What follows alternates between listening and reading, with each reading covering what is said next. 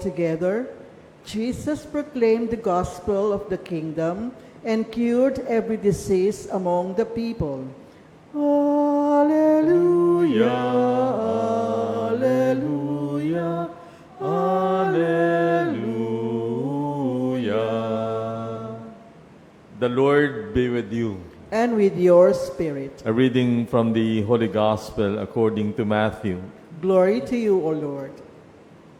When Jesus heard that John had been arrested, he withdrew to Galilee. He left Nazareth and went to live in Capernaum by the sea, in the region of Zebulun and Naphtali, that what had been said through Isaiah the prophet might be fulfilled. Land of Zebulun and land of Naphtali, the way to the sea beyond the Jordan, Galilee of the Gentiles, the people who sit in darkness have seen a great light. On those dwelling in a land overshadowed by death, light has arisen. From that time on, Jesus began to preach and say, "Repent, for the kingdom of heaven is at hand." He went around all of Galilee, teaching in their synagogues, proclaiming the gospel of the kingdom, and curing every disease and illness among the people.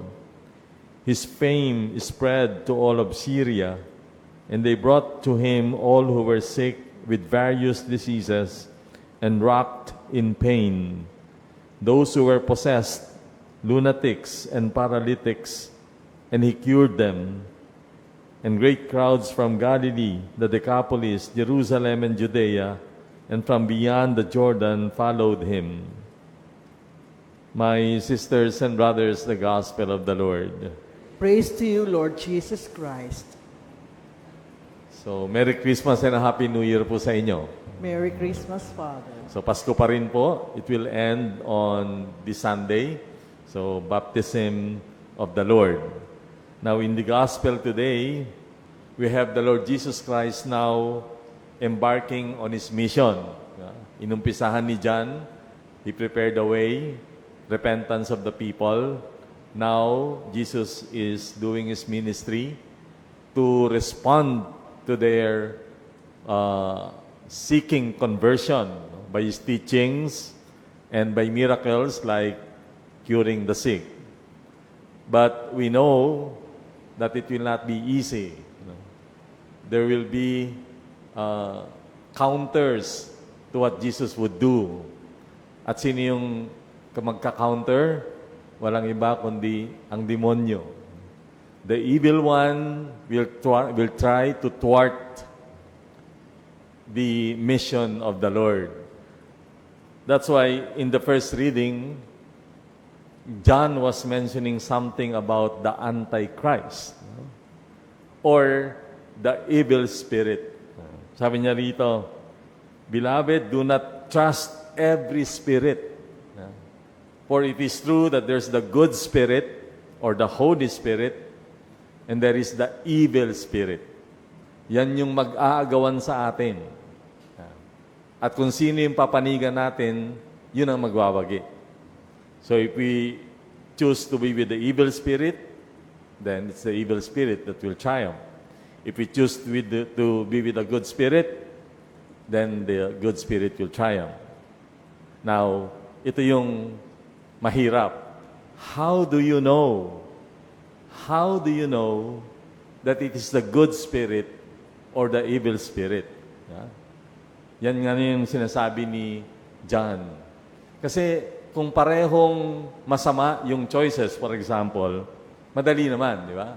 Halimbawa, papatayin ko ba ito o pahihirapan ko? Di ba? Walang masyadong pag-iisipan. Parehong masama. Ngayon, kung masama at mabuti, ganun din, di ba? Papatayin ko ba siya o patatawarin? Of course, linaw naman yon. Ngayon, paano kung parehong mabuti? Diyan kailangan yung sinasabing discernment o pangingilatis. For you know, even the evil spirit can tell us to do good things as long as it is not the best thing. Yan. For the good spirit will always tell us to do the best thing. And the evil spirit will tell us to do the lesser good thing. Triumph pa rin niya yun. At yun yung ibig sabihin ni John in the gospel today. So, the practice of discernment, hindi automatic na como ang isang bagay ay religyoso, gagawin na. Sometimes even the evil spirit will tell us to do religious things in order for us to do less good things. Of course, siguro sa ngayon, parang nahirapan kayong intindihin sinasabi ko, pero I'll give you an example. It's a Sunday. You're on your way to church, di ba? Lagi ka nagsisimba tuwing linggo because part of our responsibility is to go to Mass. Along the way, may nakita kang isang taong nakahandusay sa daan, almost dying. What will you do? Are you going to proceed to go to Mass? Or you'll not go to Mass and help that person? You see, those dilemmas, tawag natin doon, are happening. And it is important for us to do the will of God. Yeah? Ano ba yung will of God? Kaya nga sabi dito ni John, the one who obeys the good spirit is the one who recognizes Jesus as the Son of God. Why? Because Jesus is the will of God. Kung gusto mong malaman ang will ng Diyos, makinig ka kay Jesus, alamin mo lahat ng gusto niya. Because in Jesus is God's will. See?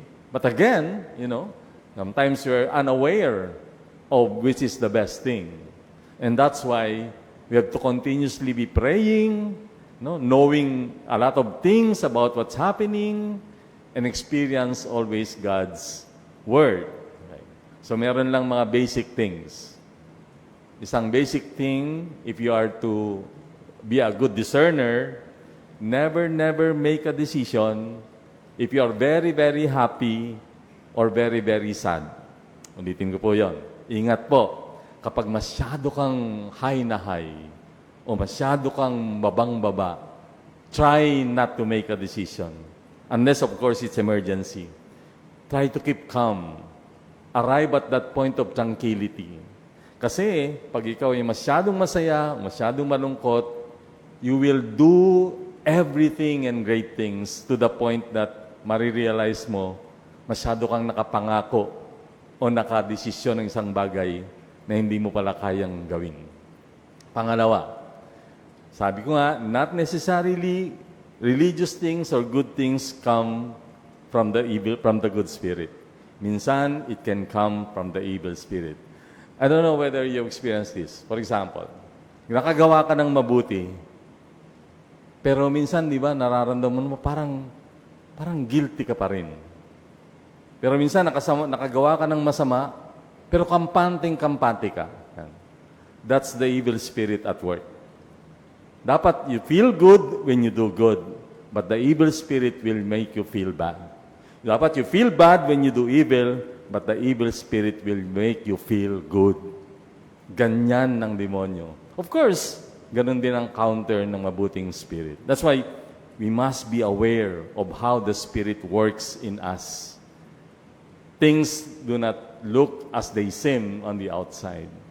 That's why we need to pray, we need to consult, we need to read the Bible, we have to know what God wants through the Lord Jesus Christ.